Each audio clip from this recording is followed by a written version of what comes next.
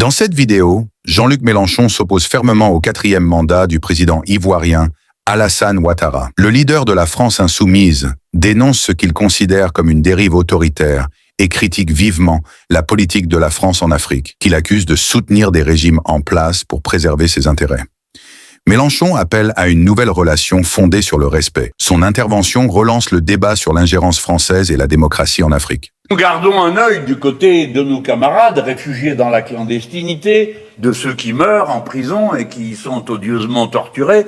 Et évidemment, nous n'acceptons pas qu'on nous fasse des leçons sur le sujet, parce que celui qui est le responsable de la nouvelle guerre civile, c'est une des fractions de l'armée du Soudan, et c'est celui précisément que les dirigeants européens avaient érigé en modèle de démocrate, d'autant qu'il acceptait d'être le garde-chiourme de l'Europe.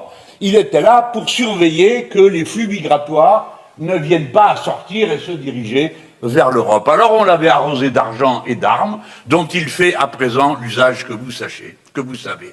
Par conséquent, quand vous entendrez dire des choses au sujet de vos camarades insoumis, quand vous entendrez dire des choses à propos de ce qui se passe là-bas, souvenez tous, autant que vous êtes, que ce dont il est question, c'est des gens qui ont été financés, armés par l'Union européenne, par nous-mêmes, et qui aujourd'hui assassinent leurs compatriotes. Et donc, nous sommes en droit là aussi de demander des comptes. Alors, puisque j'en suis là et de demander des comptes, j'en demanderai volontiers à mon pays. Voyant ce qui se passe en Côte d'Ivoire. Pourquoi je vous en parle? Parce que c'est ainsi, dorénavant, le mouvement insoumis est sans cesse sollicité. Vous devez dire quelque chose sur ceci, vous devez dire quelque chose sur cela. Et on le comprend. Et je suis en train de faire aussi rapidement que je le peux mon devoir, tout en cherchant à capter votre attention pour que vous compreniez pourquoi vous êtes concernés. L'Afrique a, pour une part de sa population, une langue en commun avec nous. Et une histoire, pas très réussie, mais une histoire en commun. Si bien que, d'une manière ou d'une autre, nous voici concernés par ce qui s'y passe. Et puis, cette histoire commune fait que des flux migratoires ont eu lieu, ont encore lieu, qui créent une nouvelle population française faite beaucoup de binationaux. Dès lors, les questions qui ont lieu en Côte d'Ivoire passionnent une partie de notre peuple, j'ai bien dit de notre peuple. Et quand vous êtes binational, contrairement à ce que croient certains, vous n'avez pas deux allégeances, vous avez deux amours, ce n'est pas pareil. Et si vous avez deux amours, eh bien, vous êtes tout le temps obligé de choisir ceci, choisir cela, est-ce que vous faites ci ou est-ce que vous faites ça? C'est compliqué. Hein? Tous ceux qui, comme moi, viennent du Maghreb le savent. Quand on va au bled, on est un Français, quand on revient ici, on est un Arabe. Voilà. Alors, du coup, on est obligé de se positionner soi-même. Et de se dire soi-même, mais moi je suis pas au juste, hein. Eh bien je suis tout ça, voilà. Alors avec la Côte d'Ivoire, les liens sont singulièrement étroits parce que pendant toute une période, il y a eu un lien profond qui existait entre le Front populaire ivoirien de Laurent Gbagbo et les forces de gauche en France. Et puis ce lien s'est perdu à mesure que le Parti socialiste, qui l'entretenait, le lien, eh bien, s'est dispersé là-dedans et a fini par s'intéresser à rien et à personne. Si bien que, comme le pouvoir en place tardait à être renouvelé par les élections, du fait des luttes qui avaient armé dans ce pays, eh bien, la France est allée déloger le président qui était là, en dehors de son mandat, en gros, si vous voulez, comme actuellement Zelensky, hein, qui est en dehors de son mandat, puisqu'il n'est plus président de l'Ukraine. Son mandat est arrivé à terme, mais on continue à le traiter comme un président. Celui-là, on ne va pas le sortir de son palais. Mais Gbagbo, si. Et c'est l'armée française qui a été le délogé du bunker à l'intérieur du palais présidentiel de la Côte d'Ivoire. Donc nous avons une immense responsabilité. Tout ça, on nous disait maintenant, voici la liberté revenue, nous allons avoir des élections, faites-les comme vous pouvez, ça n'est pas notre affaire, et nous allons enfin pouvoir élire quelqu'un de raisonnable et de responsable, un ancien haut fonctionnaire des organismes internationaux, monsieur Alassane Ouattara, qui se trouvait, quelle opportunité, être un ami personnel de monsieur Sarkozy, ce qui facilitait les liens. Si bien qu'avec un tel sponsor et dans de telles conditions, il fut élu. Et une deuxième fois, et même une troisième, dans des circonstances qui, pour finir, ont paru un peu lourdes à tout le monde, notamment parce qu'entre-temps, on avait envoyé Laurent Gbagbo en prison, et que la prison, il y est resté quelque chose comme 5 ou 6 ans avant qu'on lui dise « Mais monsieur, finalement, nous n'avons rien à vous reprocher qui relève de notre tribunal. » Donc il en est ressorti, il est retourné en Côte d'Ivoire, et voici que maintenant, il y a eu une élection, la 4e, elle est absolument anticonstitutionnelle, du même monsieur Alassane Ouattara, qui a réussi avant l'élection une performance électorale qu'il faut saluer, c'est-à-dire éliminer tous ses concurrents en leur interdisant d'être candidats. Comme ça, le problème a été réglé.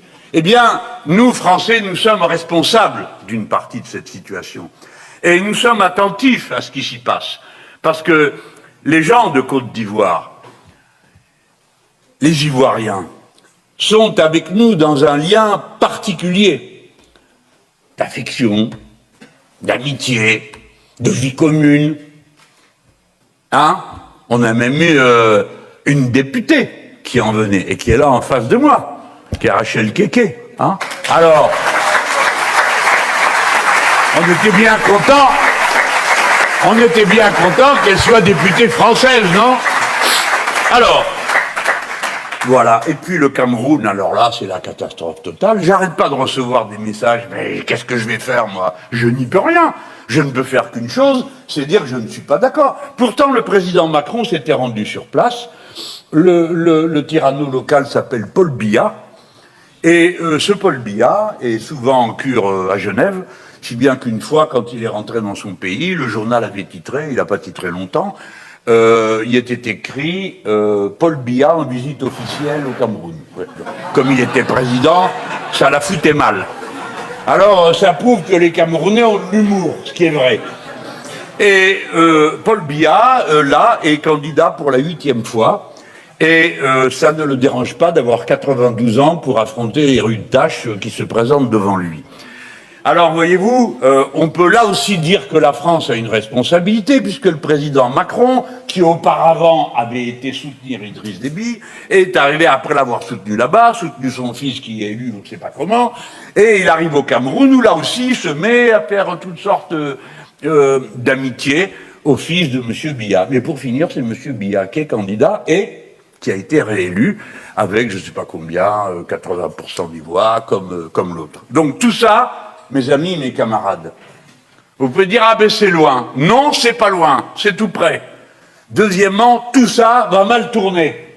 Et ça va directement concerner des millions d'hommes et de femmes qui sont liés à nous directement, soit par les liens d'immigration et liens de famille, soit parce que, procédant du même univers, nos intérêts se trouvent liés les uns aux autres. Et que, si la France, entre-temps, n'a pas changé ses mauvaises manières, et si elle continue à ne traiter ces questions que comme si on était dans une sorte d'époque postcoloniale, où on continuerait à décider de tout à la place des gens, sans que la nature de la relation soit claire, ça finira encore plus mal. Rappelez-vous comment, après avoir pris une décision qui était la bonne, d'intervenir pour empêcher des commandos armés de s'emparer du Mali, les Français sont arrivés là, l'armée française, avec une rapidité et une efficacité absolue. Et une fois qu'ils étaient là, nous avons été, nous, à dire, ben maintenant qu'on y est, il faut dire quand est-ce qu'on s'en va. Sinon, qu'est-ce qu'on fait là? On n'est pas chez nous. Le Mali appartient aux Maliens. Qu'avais-je dit?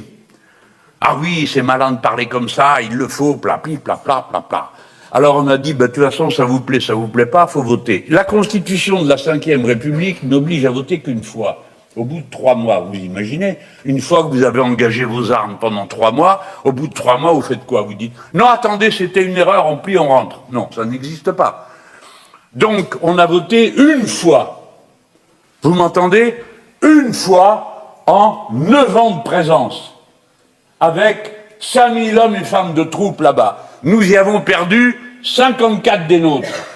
Et nous ne savons pas combien de malheureux Maliens, ici et là, ont payé de leur vie le choc des combats.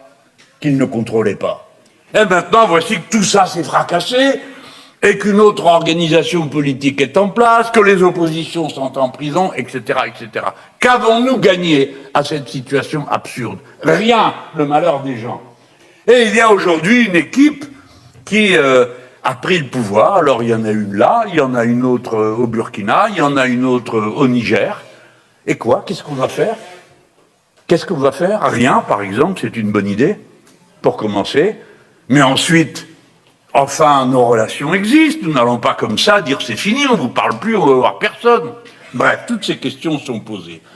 J'ai été un peu long parce que je dois le faire à intervalles réguliers si je veux jouer le rôle que vous m'avez confié, qui est de vous alerter, qui est de vous obliger à réfléchir à un tas de choses qui ne sont pas dans notre vie quotidienne, mais qui comptent et qui constituent notre identité politique. L'internationalisme du mouvement insoumis est quelque chose qui est partie absolue de sa culture. Et il n'y a pas que des nouvelles tristes. Ce que je veux vous dire, c'est qu'en 2027, à l'élection présidentielle, ces questions, pas seulement celles de ces pays, les questions de fond seront sur la table. Et il faut qu'on puisse en parler. Il faut que la question des relations internationales et de l'ordre mondial soit sur la table et qu'on puisse en parler. Rappelez-vous qu'en 2022, la Russie ayant envahi l'Ukraine, et nous étions tous dans la condamnation de cette invasion, nous n'avons jamais pu en discuter une seule fois, parce que le président de la République, qui passait sa vie soi-disant à téléphoner à Poutine, a refusé tous les débats sur le sujet. Si bien que nous avons subi ses humeurs, ses caprices et ses coups de téléphone, sans qu'on sache jamais ce que notre patrie comptait faire réellement dans cette affaire. Et comme toujours, les gens qui, comme nous, disent « maintenant que c'est la guerre, il n'y a qu'une solution, c'est la paix. Et si vous voulez la paix, il faut faire de la diplomatie. Et la diplomatie consiste à rapprocher les gens qui sont en guerre, pas les gens qui sont en paix. Et par conséquent, c'est entre ennemis qu'il faut qu'ils discutent et qu'ils se donnent des garanties mutuelles. » Alors, on a entendu une fois parler de garantie mutuelle et plus jamais de rien. Comme si c'était une affaire qui concernait les Ukrainiens et les Russes et que nous, le reste de l'Europe, la seule chose qu'on aurait à faire, c'est de s'armer jusqu'aux dents pour être prêt à tout moment à résister à l'invasion des Russes qui viendraient nous voler la Tour Eiffel ou je ne sais quoi, et autres fadaises qui sont des prétextes à lancer l'économie d'armement et à faire passer des milliards là-dedans, plutôt que dans les tâches qui correspondent aux besoins des populations, les nôtres d'abord. Mais surtout, qui ne posait aucune condition de garantie mutuelle. Et là, regardez, si vous avez la patience, parce que c'est lassant, mais les débats qui ont lieu à propos du retour des menaces nucléaires, puisque M. Trump et M. Poutine, tous les deux, chacun de leur côté, ont dit « puisque toi t'en parles, moi aussi j'en parle, alors l'autre, puisque t'en parles, moi aussi, et puisque... » Voici que Poutine arrive avec d'énormes trucs et dit « vous allez voir, avec ça je traverse la Terre quand je veux et comme je veux ». Et l'autre répond en face « nous on peut faire 10 fois pire ». Messieurs, calmez-vous. Parce qu'il y a nous aussi. Hein. Alors, voilà. Mais rappelez-vous une chose, camarades. Rappelez-vous que le mouvement insoumis a été le seul à dire « dans les garanties mutuelles, il y a celles qu'on veut pour nous ». Et les garanties qu'on veut pour nous, c'est que la Russie cesse de produire des missiles qui tirent entre 500 et 5000 kilomètres. Parce que cela